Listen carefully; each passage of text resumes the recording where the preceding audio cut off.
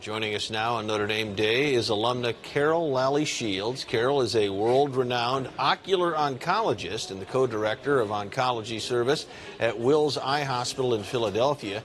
She's the author or co-author of 5 textbooks, over 700 articles in major journals.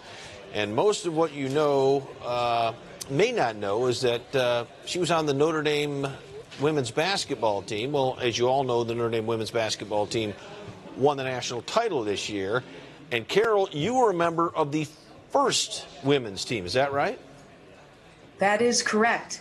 All right. I was a member of the team even before we became varsity. And that was back in the 1970s. Yes, but I was there for the first 2 years of the basketball program at Notre Dame. It was interesting. I'll bet. Now, what I find interesting is that you've written all these articles and journals, but I understand that while you were early on in your career as a freshman at Notre Dame, you got an F on a paper? Please explain. Yeah. Please don't make that public, but I guess it is.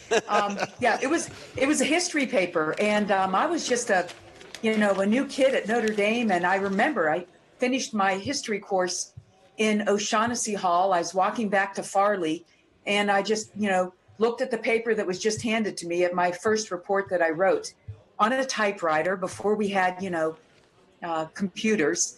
And I had an F. It was in the upper right-hand part of the page, and it was circled in red. And I thought, oh my gosh, I'm not sure I'm going to make it through Notre Dame. But that I put my feet to the floor, and I did my best and rewrote the paper, and I improved my grade. But that really hit me cold in the face. Well, obviously, you know what? That's how you handle things. If you get grades or things happen to you that you really don't like, the best is to face them and go back and improve it. No, obviously it was motivation for you. Now, you've done well for yourself, and since then, you've been doing a lot of writing in your professional life. Can you tell us what kind of research your writing generally focuses on? Sure. So by training, I'm an ophthalmologist, so I'm an eye doctor, but I did subspecialty training so that I am a specialist in eye cancers. So I deal with there are hundreds of different cancers that can occur in the eye. And the 2 most important ones are retinoblastoma and melanoma. And retinoblastoma is a cancer that we see in children. They come as little babies, usually before the age of 1 year. Parents bring them in to see us, and we give them chemotherapy for retinoblastoma. And the other cancer is melanoma, and that's a type of cancer that can affect you and me as an adult, especially a fair-skinned Caucasian. And there's about 3,000 people a year in the United States with melanoma. And we see maybe a quarter of them in our office in Philadelphia. And we treat these patients with melanoma. Generally, we're able to save the eye with treatments called radiation. So most of my research is on this topic, how to improve therapy for retinoblastoma in babies and how to maximize vision following therapy for patients with melanoma. Of course, we save, in our practice, nearly every child with retinoblastoma is saved. They don't die from this malicious, dangerous cancer. We've figured out ways to save nearly every child. And we have kids coming in from Middle East and from China and all different countries. But melanoma is a different story. It's a sneaky little cancer. And even a tiny tumor like the size of a pinhead can be deadly. So we're working on this and writing a lot of reports on this. I get a chance to work with fellows and, teach them the nuances of eye cancer. And I get a chance to lecture in other departments. And through all of this interaction, I think we've made a lot of headway with both cancers. Well, it's been a great career. And I do give a lot of credit to Notre Dame for kind of whipping me into shape when I was there as a pre-med student. And we appreciate the difference you're making in these very important fights against melanoma and all types of cancer involving the eye. I got to ask you, talk about your success on the basketball court. You've mentioned that you were with the team before it actually became a varsity sport.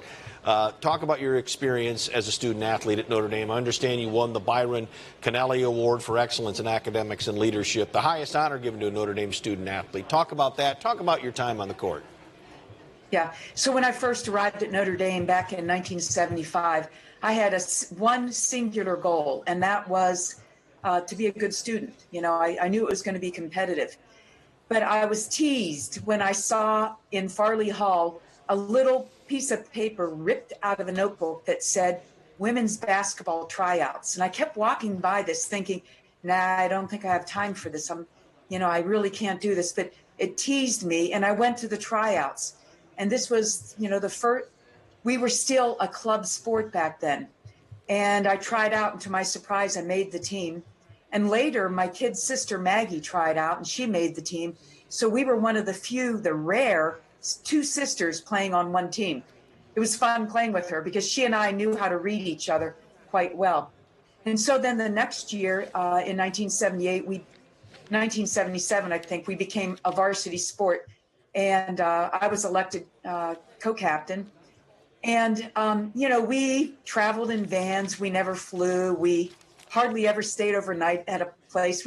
We had no funds to support us. In fact, our uniforms were donated by Tony Early up on Long Island, New York. It was really humble beginnings. We were pretty good. We had about a 50% win score for the year. But I've watched the team, and the team has just become so enormously more talented.